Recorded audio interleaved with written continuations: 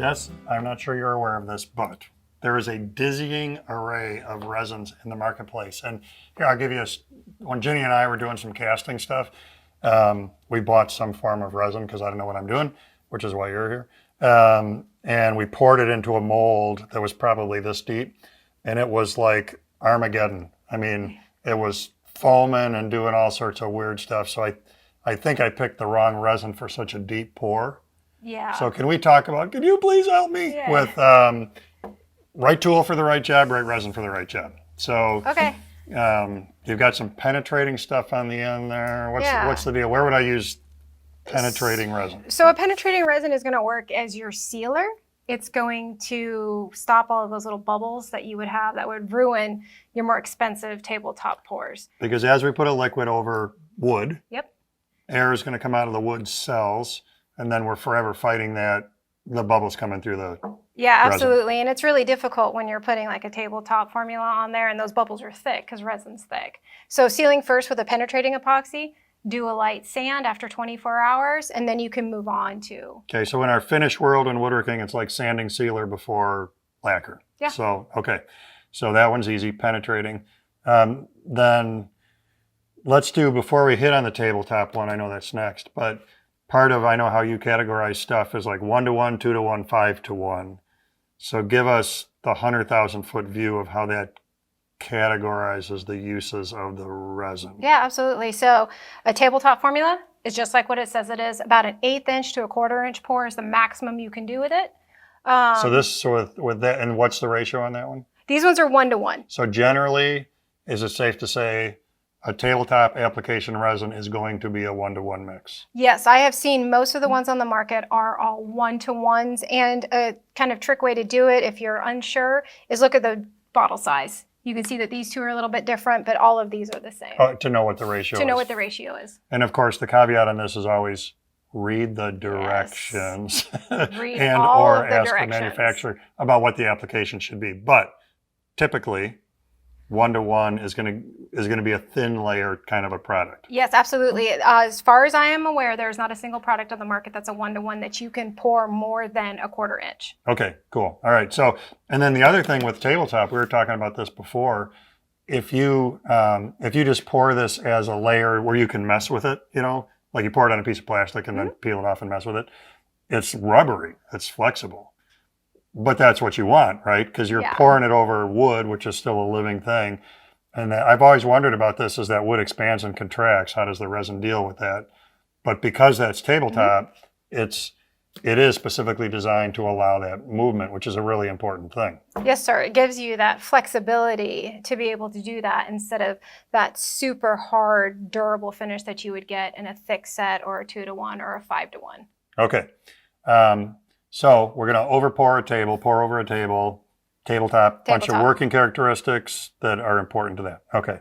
The center one, so this must also be 1-to-1 because they're the same size.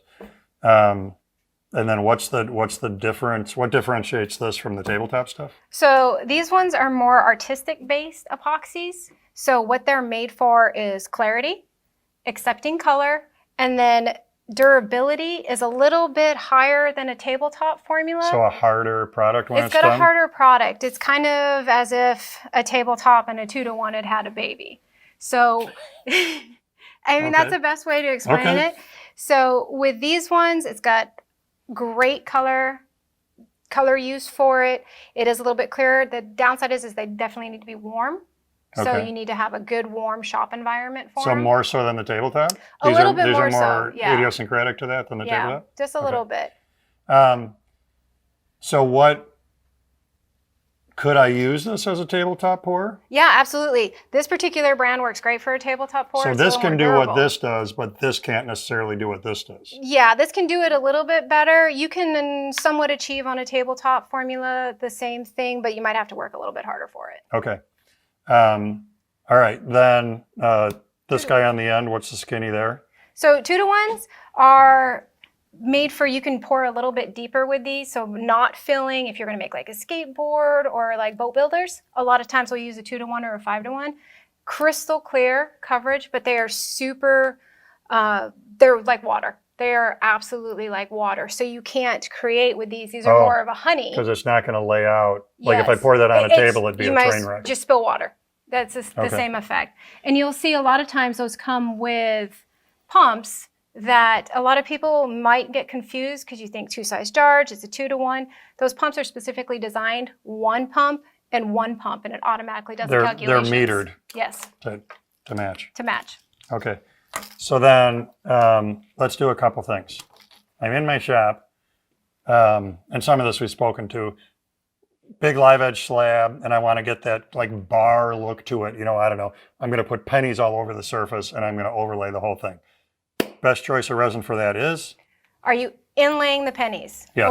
Okay, so if you're inlaying, you're going to want to use either a 2-to-1 or a deep pour epoxy would be the preference for that. Because we're going to be over a 1/4 inch. You're going to be over a 1/4 inch, so a thick set is definitely your best friend. And then as soon as you have that finished, either one of these tabletop formulations would be your flood coat, your final finish coat. Okay, so I'm not putting childhood memories in the table. I just basically want to use resin as a finish. As a finish. My choice is? Still these two. Either one. Either one of these. Either one of these would be your best choice. Unless you have a situation where you've got a frame, then you could go ahead and use a 2-to-1. A frame being like, I've put a lip around the table and I want it to have some depth over the Absolutely. surface. A lot of people are looking for that. Even on their slabs, they'll pocket out a section to put 2-to-1 into. Okay, so really the big line in the sand is depth of pour. Yes. From here to here.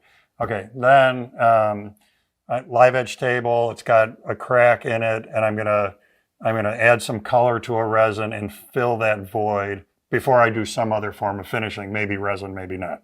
What's my best choice for that one? Your best choice is either going to be a 2-to-1 or a thick set because you're going deeper than the 1/4 inch here, and you also want it to be more water-like to get into all of those small checks and cracks. So, and water-like too, my guess is with that kind of depth, that provides more opportunity for bubbles to evacuate out, which is good. I mean, we want the bubbles to come free, hit them with a heat gun, and on the thicker stuff, it's not going to let that.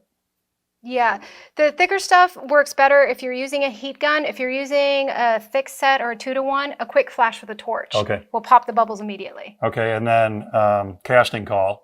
So I want to cast a thing that I'm then going to put on my lathe and turn. Yep. You know, maybe resin and a burl or whatever. So what's the one for that? So you're going to look specifically for a casting resin. So there are plenty of brands out there that specifically say casting resin, and they're made for a lot of lathe workers and people who want to do a good deep pour on them. Okay. Different from that's a different product from this. It's a different product, yes, sir. Okay.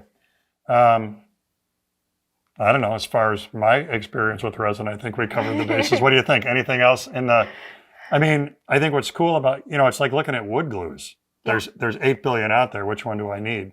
So same thing here. And like I was saying earlier, I think especially with the cost of this product, you want to make sure you're using the right one for what you're trying to do.